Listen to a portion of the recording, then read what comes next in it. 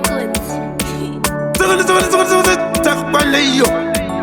Simamente Kuita Kumente Maita biri na o mapaketi azerele weti Komukeo muyende ku toilet Kwete kungofunga kusasa paketi Andichatomba mwevura yo paketi Lekuti mapaketi eweti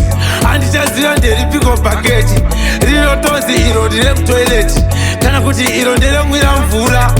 Aiwa ndilango yekuzokungura Nenyaya yekuti manyanya mapaketi Imbaise mapaketi Saka ini nachamavura yo paketi Mapaketi akazara neweti Waitonduwana kunge sproketi Takazvirita kuti hygiene inototangira pane inini Kwete kuti ndizwana kwa mainini Kana kuti vachazondikwama inini Ndenge kuti sawa mari muchikwama Aiwa handichatomba mvura yemuchibhaketi Aiwa maita mbiri nemapaketi Mapaketi azere neweti Aiwa mukeo muyende kutoileti Tatsoipumba takaisa matoileti Koshesaiwo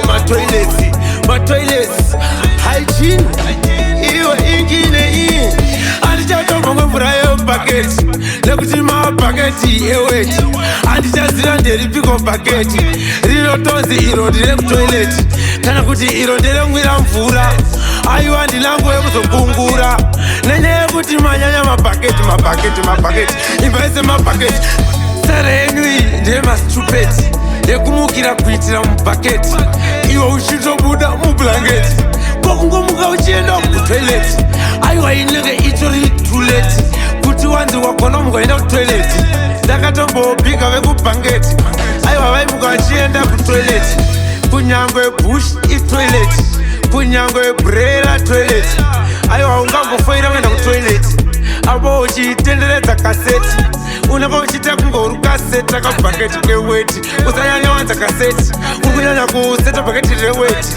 Bvunza boys rangu rekubhanketi Makumbezera makagadzirirwa nevelakishari Blanketi Museva mavaona kunge vakamaita kuita mastupeti Tekuenda yasvika inovavudza kuti ritusai comfort yeblanketi Nekuti vasi kumuka vachienda kutoileti Vakungomukira mapepa Ndakatozobhiga tete vangu vekwamurewa Vanonzi amai zogo Aiwa gumbo rinenge richiti sodoko Vachimhanyisa vaivaya vanoitira wetu mupaketi Endaiwawo mumbonoita hygiene mutoileti Aiwa plug socket Hatingamborara tichifema carbon monoxide Sekonderi pasaidi itendi. Please keep toilet clean. Anyway there